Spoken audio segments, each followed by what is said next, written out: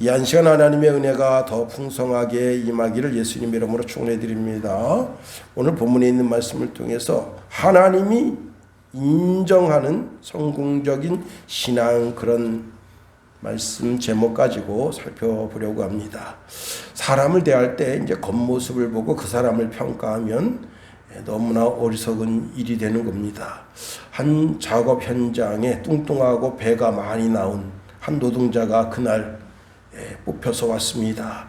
반장이 그 사람을 지켜보는데 인사를 할 때도 건성건성하고 저런 게 오늘 내 밑에 와서 일하게 생겼는가, 너는 오늘로 끝이다, 그런 마음을 먹고 있었습니다. 그런데 이제 그분이 타일을 붙이는데 이 타일 붙일 때 그 일머리라는 게 있어요. 제일 먼저 이제 청소가 되어야 하고, 그 다음에 이제 그 바닥, 타일 붙일 바닥 거기에 이제 시멘트로 붙이면 시멘트를, 아니면 이제 그 붙이는 풀이 있거든요. 그 다음에 이제 여러 가지 이제 붙이는 그 악교가 있는데, 그런 것들, 이런 것 저런 것이 있는데, 그날은 이제 시멘트를 이겨서 바닥에 싹 붙이는 거예요. 그런데 그 반장이 그 자기 오늘 일하기로 한 그 노동자한테 일일이 다 그걸 설명하고 이걸 해라 저거 해라 그렇게 말하려고 했는데, 그 친구가 탁 들어오더니 청소기로 그 바닥을 싹 청소해 놓는 겁니다. 그러더니 옆에 이 쌓여져 있는 시멘트를 탁 갖다가 탁 아주 그 쓰기 너무 적절하게 싹 해서 시멘트를 개어 놓고, 그리고 작업하기 좋게 그 타일을 딱 갖다 놓고, 그래서 이 사람이 깜짝 놀란 거예요. 그리고는 그날 일을 했는데 이 사람이 보통 하루에 붙이는 양보다 50%를 더 붙였습니다. 그래서 일이 끝나고 가면서 내일 일당을 더 올려줄 테니 나와라 했다고 하는 겁니다. 자신이 채용한 직원한테서 자기가 기대하는 것이 있죠. 근데 그 기대 그 이상으로 일을 해주면 얼마나 기쁘겠어요. 때로는 자기가 기대했는데 기대한 것 그 이하로 형편없으면 어떡하겠어요. 말만 많고 작업 현장이 좋니 안 좋니, 인건이 이러니 저러니, 그러면 참 그게 불편한 겁니다. 부모님도 자녀들에게 기대하는 것이 있습니다. 또 집안에서도 아들들이 그 똑똑해서 다 대학 갔다는데 하면서 은근히 기대하는 것이 있습니다. 근데 그 기대 그 이상의 일을 하면 그 집안에서 참 우리 집안이 반듯하게 세워지는구만 하는 겁니다. 우리가 지난 정부 때 총리 동생이 전국에 전주대 그리고 전주대 LED 등으로다가 이제 등을 바꾸는데 그 오다를 따냈습니다.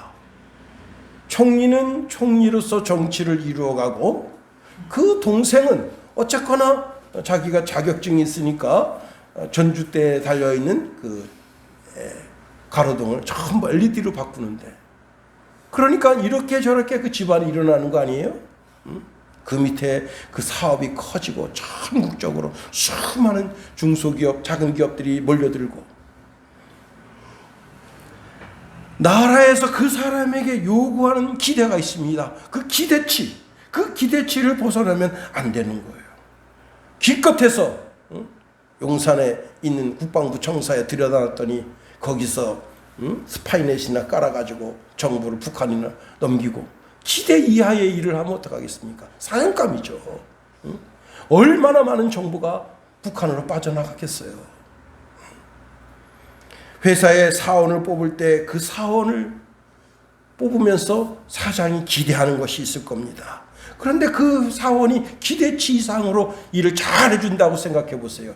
그 사원이 나 여기 그만두고 다른 데로 가렵니다. 그렇게 말 나오기 전에 월급을 올려주고 직급을 세워주고 그렇게 하는 것 아니겠습니까? 천안의 한 횟집 사장님이 횟집을 차린 지 2년 됐습니다. 근데 1년 동안은 횟집이 되는 둥 마는 둥. 그런데 젊은 32살 먹은 젊은 이제 사람을 사원을 뽑았는데 그 사원이 그때부터 회를 탁 떠가지고 내주는데 사람들이 맛있어라 합니다. 한 달 매출 1억 5천만 원이에요. 근데 이 친구가 면허는인데 차가 없어요. 그래서 작년 11월 달에 멋진 승용차 하나를 선물로 뽑아줬습니다. 다른 데 가지 말라 이게. 응? 기대 이상의 한 달에 매출 1억 5천이면 순수익 얼마나 되겠어요? 한 7, 8천 원 될 거 아니에요. 사원도 월급 다 주고도 참 이 사원한 사람이 우리 이 식당을 세웠다. 한 회사의 경영주가 사원을 뽑는데 그 기대치에 그 이상의 일을 해주면 야, 얼마나 사장이 뽑아놓고도 야 뿌듯한걸. 그런데 그 사업장의 비밀, 사업장의 그 몇몇 사람들만 알아야 되는 그 기밀을 다 뽑아가지고 중국에 넘기고 중국에다가 메모리 반도체 회사를 세울 수 있도록 길을 열어주고, 그러면 국가에서도 짜증이 나는 거고 정말 전 세계 그 사람을 볼 때 야, 참 어떻게 저런 쓰레기를 뽑아가지고 나라가 또 한 기업이 휘청휘청하게 하는가 하게 될 겁니다. 여러분, 한 아이가 대학에 입학했습니다. 입학한 것도 감사하지만 그 아이가 그 대학에 입학했을 때 부모의 기대가 있는 거예요. 그런데 부모가 그 기대 이상의 일을 해주면 얼마나 감사하겠어요. 그런데 대학에 가더니 계속 데모나 하고 그냥 기집애 쫓아다니기나 하고 못된 짓만 하다가 그냥 막 그 경찰서 하나 들락날락거리고 세상에 수많은 사람들이 사람과 사람 관계 속에서 기대치가 있다 하는 겁니다. 하물며 하나님이시겠는가 하는 겁니다. 하나님도 내게 기대하는 기대치가 있다는 거예요.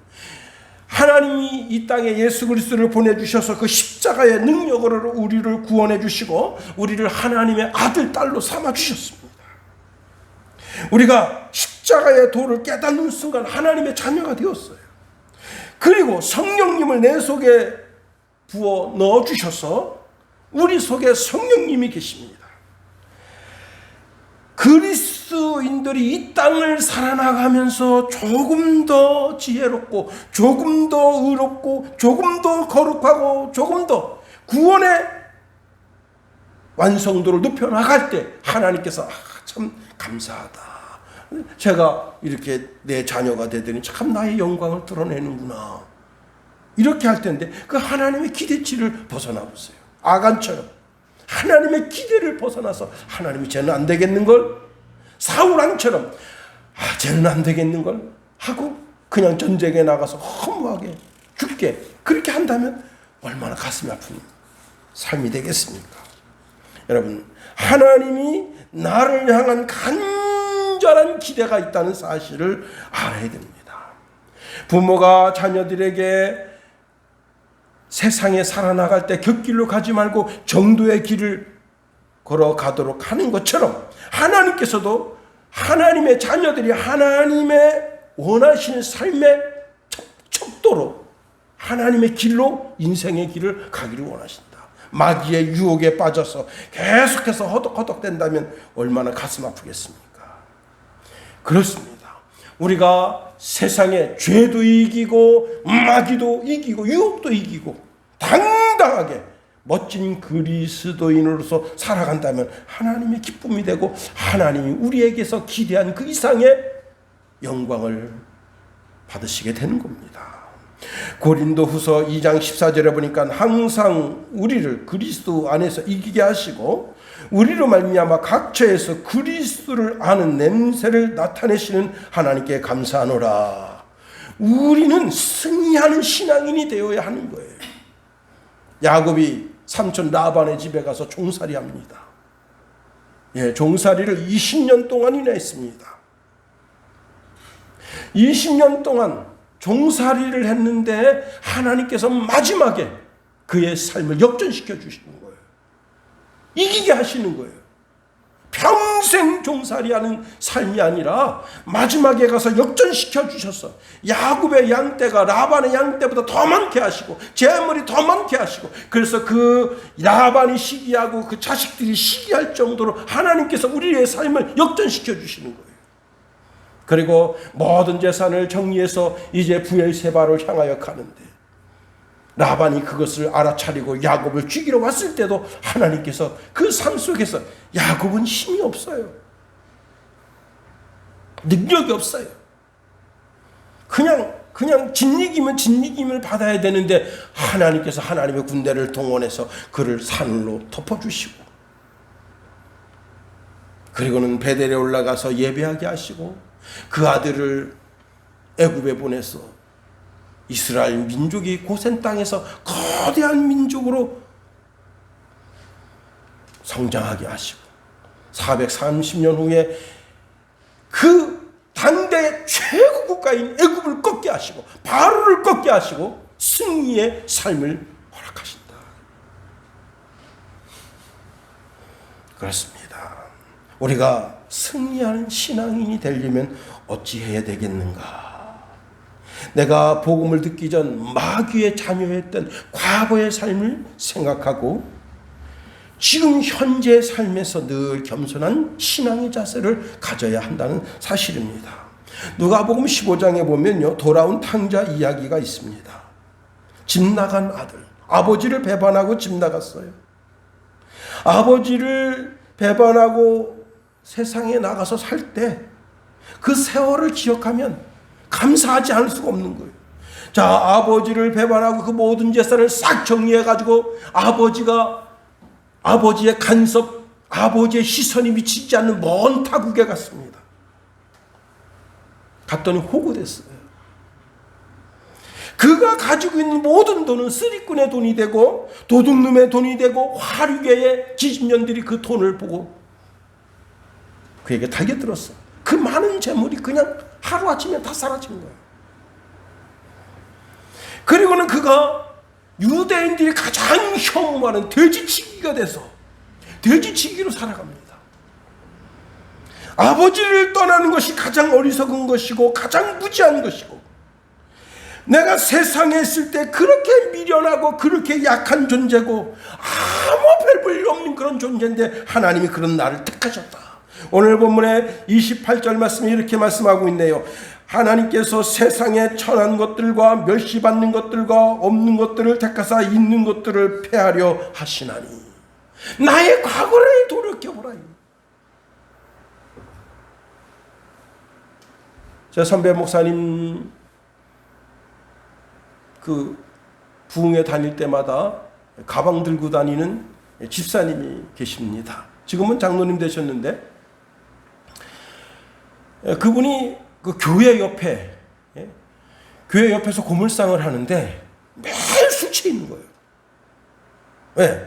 고물상이 잘 되면 돈 세는 재미에 살겠는데 안 되니까 그냥 고물상 그 뭐 폐지 같은 거 이런 거 납품하고 그리고는 그 남은 돈으로 그냥 자기 아내 때 쥐꼬리만큼 주고 나머지 술을 다 퍼먹어. 늘 항상 술집에 자기 이름으로 그냥 외상이 주르주르 달려 있고 그런 인생을 살아요.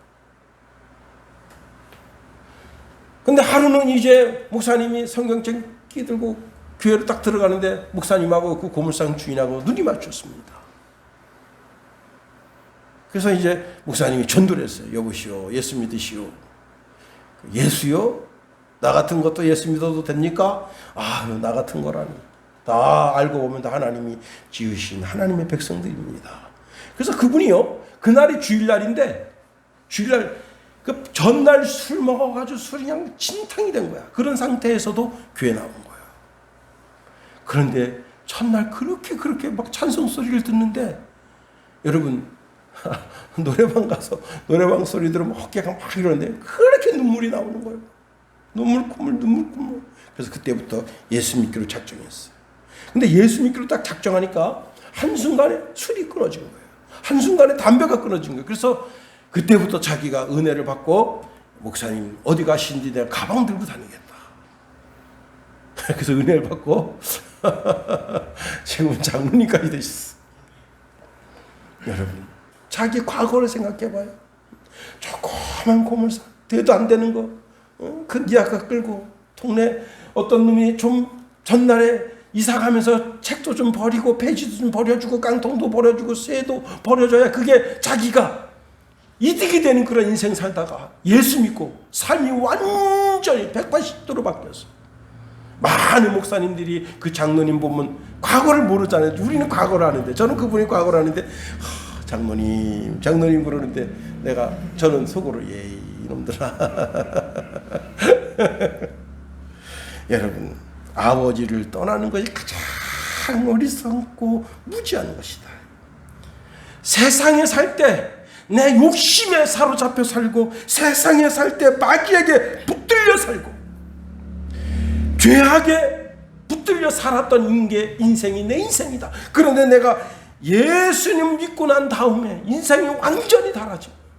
히브리서 기자는 히브리서 2장 14절 15절에 이런 말씀을 줍니다. 자녀들은 혈과 육에 속하였음에 그도 또한 같은 모양으로 혈과 육을 함께 지니심은 죽음을 통하여 죽음의 세력을 잡고자 곧 마귀를 멸하시며 또 죽기를 무서함으로 한평생 매여 종노릇하는 모든 자들을 놓아주려 하심이니. 예수님께서는 마귀가 우리를 딱 잡고 있는데 그 마귀가 우리를 잡고 있는 그 멱살을 딱 끊어주시고 다시는 손 못 대게 하시고, 우리 속에 있는 정욕이 나를 붙잡아서 나를 이끌고 가는데 그 정욕이 나를 이끌지 못하도록 내 심령을 주관해 주시고, 더 나아가 죽음의 이 사망의 그늘이 인생이 얼마나 무서운지 몰라요. 그런데 그 사망의 그늘에 매여 있는 인생들 다 풀어주셨어. 영생에 이르는 길로 인도하신다 하는 겁니다. 마귀에게로부터 해방, 죄로부터 해방, 죽음의 권세로부터 내가 해방돼서 영생하게 된 존재가 됐다. 그 하나만 생각해도 우리는 겸손할 수 있다는 사실입니다. 제가 이제 화요일 날 선배 목사님이 자기네 기도원에 일 좀 도와달라 그래서 기도원에 갔습니다.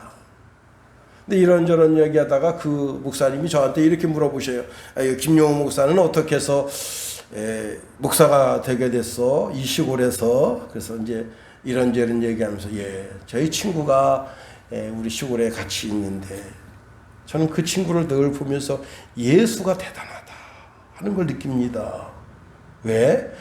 그 친구는 예수도 믿지 않았지만 지금도 나이가 지금 내일 모레가 60인데 아직도 장가를 못 갔습니다. 그래 그냥 그렇게 살아요. 그런데 만일 내 속에 예수가 없었다면 저 친구의 삶이 바로 내 삶이다. 그런데 예수를 믿고 나서 내가 목사가 되겠다고 생각하니까 공부를 해야 되겠다. 그래서 초등학교 때부터 공부를 중학교, 고등학교, 대학교. 이 시골에서 어떻게 대학 공부를 하겠습니까? 여러분, 최종 학력이 초등학교 졸업이 3분의 2예요. 중학교 나와도 중학교에서 3분의 1 정도, 그 정도만 상급학교 진학합니다. 고등학교 나오면요, 고등학교가 최종 학력인 사람이 많습니다. 대학 안 가요. 그런데 목사가 돼야 되니까 대학을 가야 되겠구나 해서 그 열정 때문에 대학에 진학하고, 이 모든 것 예수님이 나를 실어서 날랐구나. 이 얼마나 참 감사합니까? 김용호는 미련하고 연약하고 천하고 아무것도 아닌데 하나님께서 예수님 등에 업히게 하시고 예수님 등에 업혀서 여기까지 인도해 주셨다 하는 겁니다. 그러니 그 모든 것 생각할 때 더욱더 겸손하다. 내 과거를 생각할 때, 내 과거의 내 삶을 알게 될 때 참 겸손하다. 제가 어릴 때 동네 형님들이 이제 장로님이 경영하는 그 사과밭이 있었는데 사과밭에 쓰리하러 갔어요. 쓰리하러. 근데 그날이 토요일이에요. 저는 성경책 메고 다 교회 가서 거룩하게 예배 드리고 왔는데 난리 났습니다. 동네 형님들이 한 12~13명이 다 붙들려서 화천경찰서로 넘어갔는데 아버님이 저를 방금 보시더니 너는 안 갔냐 그러시더라고요. 저는 모르지. 예? 뭔 일이 있었는지 모르지. 알고 보니까 그 동네 형님들이 그냥 다 이렇게 화천경찰서 붙들려 간 거예요. 예수 믿으니까 죄악의 자리를 가지 않게 하는 거예요. 동네 형님들이 그 군대 샤파트 계급이 대입니다. 이게 그냥 자꾸 울타리 밖에 나와서 여기 돌아다니고 저기 돌아다니고 그러니까 그 형님들이 붙잡아가지고 그거를 다리 밑에서 해먹었다 이게.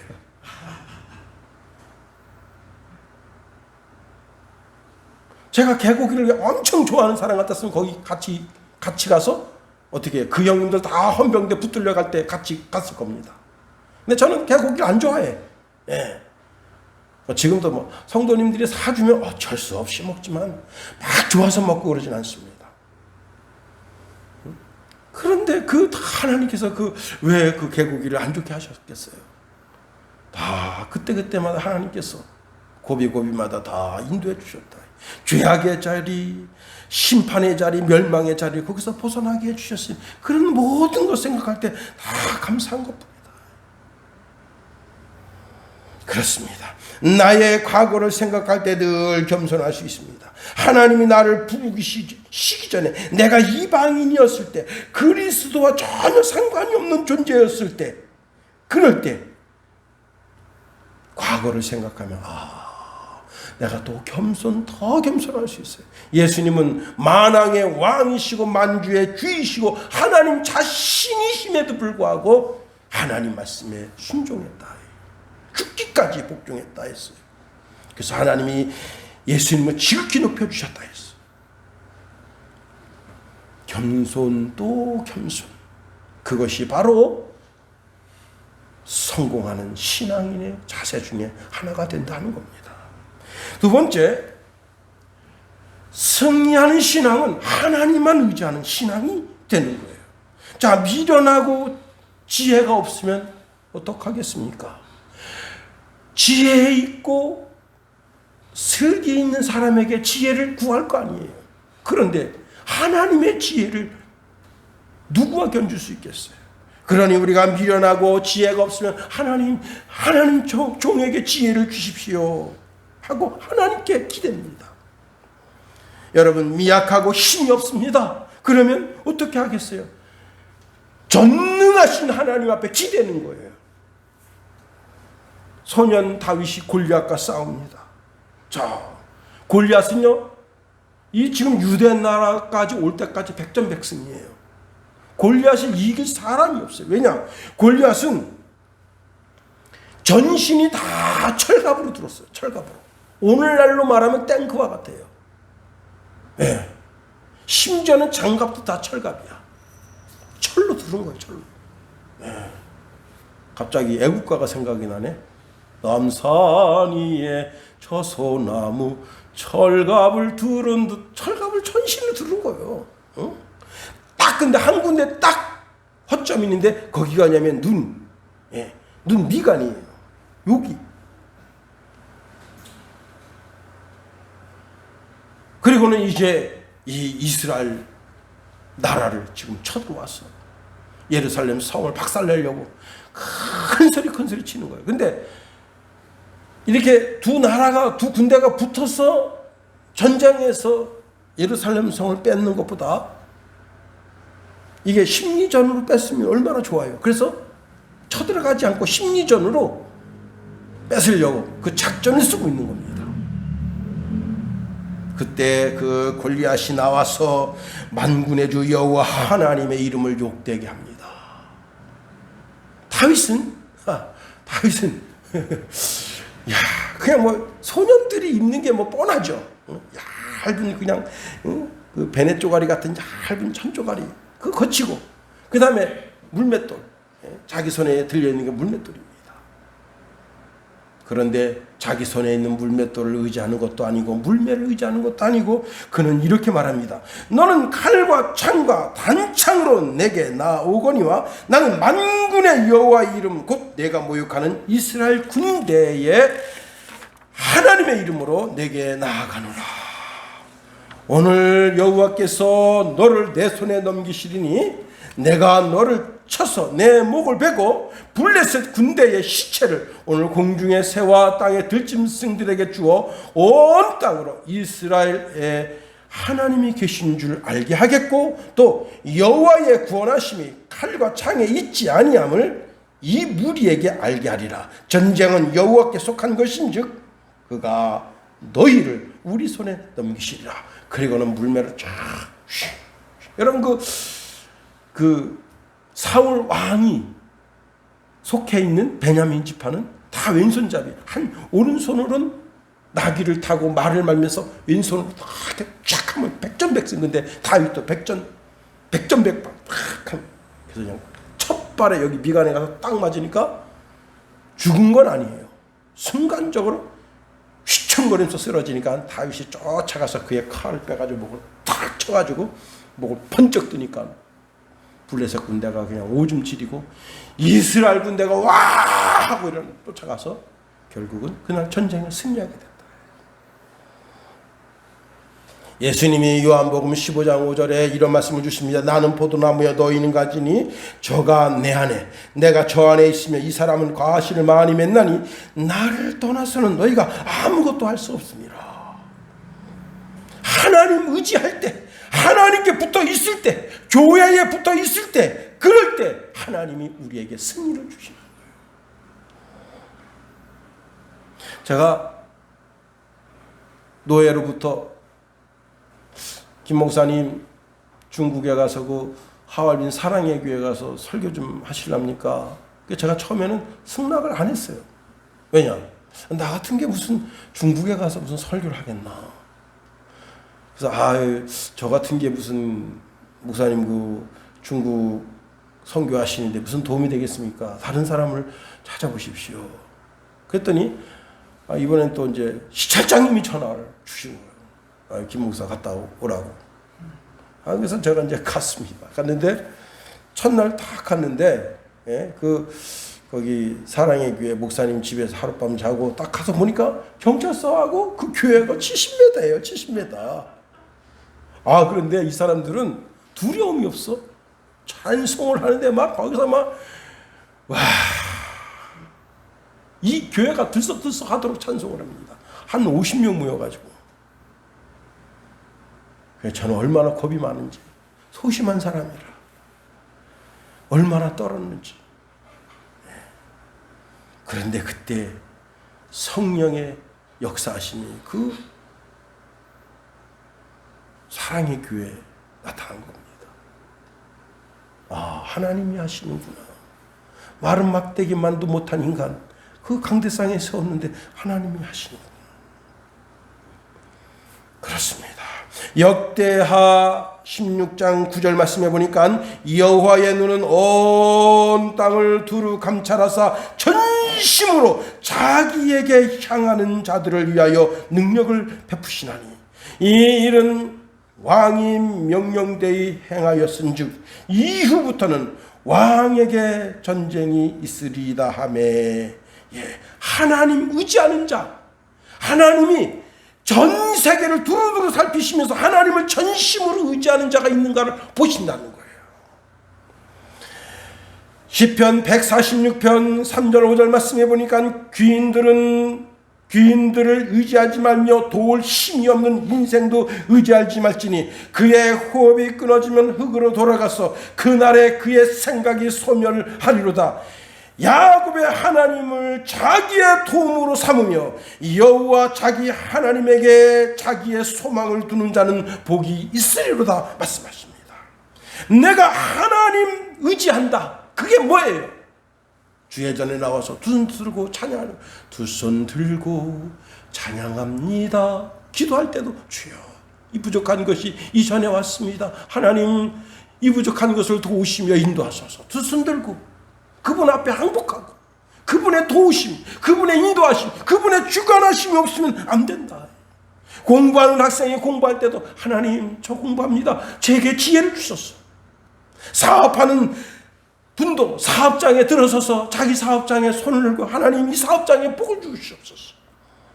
마치 여호수아 장군이 전쟁에 임할 때, 모세가 두 손 들고 기도할 때 승리를 베푸시는 그 하나님을 바라보면서 전심전력으로 그분을 의지할 때 하나님이 나의 의지가 되시고 나의 도움이 되신다 하는 겁니다. 신구약의 모든 사람들은 다 하나님을 의지하는 사람들이라 하는 사실입니다. 여러분, 하나님을 전심전력으로 의지할 때 그분이 나의 힘과 나의 지혜와 나의 도움이 되어주신다 하는 겁니다. 세 번째로, 자랑하는 자는 예수 그리스도 안에서 자랑하래요. 여러분, 자기 자신의 어리석음을 자랑하지 말라. 1994년 3월 23일 날 러시아 여객기가, 이름이 참 외국 이름은 참 제가 영어가 짧아서 읽기가 참 그런데, 아에로 플로트 593 편기 추락 사고가 있었습니다. 근데 이 여객기가 왜 추락하게 됐느냐? 수석기장이 이제 비행기를 몰고 가는데 가족들이 그 비행기 안에 타고 있었어요. 수석기장이 자기가 수석기장이라는 걸 자랑하고 싶어서 안달복달이 난 거야. 그래서 마이크를 딱 잡고는 그 객실에 있는 자기 아들, 딸을 불렀습니다. 자기가 딱 거기 수석기장 앉아가지고 막 비행기를 딱 몰고 있는 거 보니까 애들이 그냥 아빠 멋있어. 그 큰 아들놈이, 아빠 내가 조정관에 앉아봐도 돼요? 그러니까 앉아라. 그 아빠는 뒤로 물러섰습니다. 아빠 이런 거 만져도 돼요? 만져. 자동 항법으로 해놨기 때문에 괜찮아. 근데 얘가 뭘 만지다가 자동 항법을 건드려 버렸어. 그리고는 비행기가 순간적으로 뒤집혀 버린 거예요. 그리고는 그냥 얼마 전에 중국 비행기 곤두박질 쳤죠? 똑같은 일이 벌어져가지고 그냥 다 죽은 거예요. 여러분, 자랑할 거 자랑해야지. 어리석은 자랑은 그쳐야 되는. 고대 그리스 대부호인 알치비아데스는 소크라테스 앞에서 자기 땅이 많은 것을 자랑했습니다. 그래서 소크라테스가 세계 지도를 갖다 놓고, 여보시오, 당신 땅이 어디 있는지 좀 알려주시오 했더니, 세계 지도를 갖다 놓고 보면 어떻게 보여요? 그까짓 게. 응? 그래서 소크라테스가 책망했습니다. 세계 지도에 갖다 놓고 점도 찍지 못하는 땅 가지고 뭔 땅이 많다고 그렇게 자랑하느냐 하는 겁니다. 우리가 드리는 찬송가 중에 94장에 주 달려 죽은 십자가 우리가 생각할 때에 세상에 속한 욕심을 헛된 줄 알고 버리네. 죽으신 구주 밖에는 자랑을 말게 하소서. 구주에 자랑할 게 없다. 그렇습니다. 예레미야 9장 24절 이하의 말씀에 보면, 여호와께서 이와 같이 말씀하시되 지혜로운 자는 그의 지혜를 자랑하지 말라, 용사는 그의 용명을 자랑하지 말라, 부자는 그의 부함을 자랑하지 말라. 자랑하는 자는 이것을 자랑할지니 곧 명철하여 하나님을 아는 것과 나 여호와는 사랑과 정의와 공의를 땅에 행하는 자인 줄 깨달을 것이라. 나는 이 일을 기뻐하노라. 여호와의 말씀이니라. 갈라디아서 6장 14절에도 보면, 그러나 내게는 우리 주 예수 그리스도의 십자가 외에 결코 자랑할 것이 없으니 그랬습니다. 세상에 자랑할 게 뭐 있어요? 김정숙 씨가 그렇게 옷장이 18칸이에요. 18칸. 그리고 그렇게 싸가지가 없었대요. 자기 식구 요리사를 거기다가 갖다 두려고 대통령이 아침에 밥 처먹고 와가지고 밥 잘 먹었습니다. 그 칭찬하고는 그날 저녁에 해고장 딱 보낸 거예요. 자기는 청와대 문재인 들어서 밥 3일 하고 잘렸대요. 그러고서 문재인 측근 사람하고 갖다 줬다. 근데 그 사람 말고 문재인 5년 동안 밥 해준 사람이 밥을 가장 까탈스럽게 한마디로 말하면 지랄지랄했던 여자가 김정숙이래. 밥이 질다 꼬들꼬들하다 어쩌다 저쩌다 반찬이 짜다 덥다 쓰다. 얼마나 화딱지나면은 여러분 아침에 주는 대로 먹어야지. 오늘 국이 싱겁네 어쩌네 저쩌네. 그러니까 그 사람이 지금 그 사람이 해고돼서 이제 정리돼서 일반인이 됐어요. 그동안 내가 4명의 대통령을 모셨는데 가장 까다로운 사람이 대통령도 아니고 영부인이다. 근데 그 영부인이 누구냐? 마지막 섬겼던 사람이다 하고 바뀌어버린 거예요. 자랑할 거 자랑해야지. 그놈의 옷 자랑 때문에, 그 뿌러치 자랑 때문에, 그 목걸이 자랑 때문에 지금 어떻게 됐습니까? 아주 수치스럽게 된 거예요. 그리고는 요즘 김건희 여사가 요즘 그 인터넷 쇼핑몰에 8,400개 인터넷 쇼핑몰 8,400개가 김건희라고 하는 이름을 붙이고 있대요. 김건희 신발, 김건희 치마, 김건희 저고리 어쩌고 저쩌고 그래서 야 김건희는 그냥 스타가 됐어. 그냥 왜? 저렴한 옷으로도 이쁘게 한다. 그래가지고 여러분 김정숙 여사처럼 옷 입으려면요 집 기둥 몇 개 뿌려줘야 돼요. 왜냐? 하나가 2,400만 원짜리야. 어떻게 입겠어? 2,400만 원짜리 거치면 그런데 하나도 안 이뻐. 이상하게 희한하게 안 이뻐. 돼지에다가 금사슬 이렇게 걸어놓은 거하고 똑같아요. 이게 천박한지 몰라. 참 불쌍해 죽겠어.